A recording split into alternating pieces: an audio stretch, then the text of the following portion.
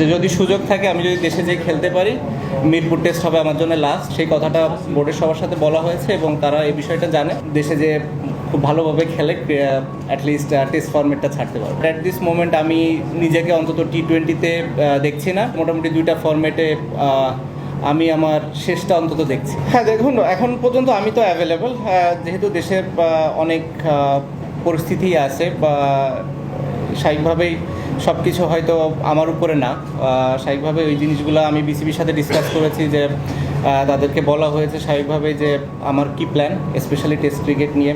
এই টেস্ট এবং home series আমি মানে যেটা ফিল করেছিলাম যে আমার লাস্ট সিরিজ হবে টেস্ট ক্রিকেটে স্পেশালি। সো ওইটা নিয়ে আমার চিন্তা ছিল এবং এভাবেই ফারুক ভাইয়ের সাথে এবং বোর্ডের সিলেক্টরদের সাথেও কথা বলা হয়েছে যে যদি সুযোগ থাকে আমি যদি দেশে যেয়ে খেলতে পারি, মিরপুর টেস্ট হবে আমার জন্য লাস্ট, স্পেশালি টেস্ট ক্রিকেটে।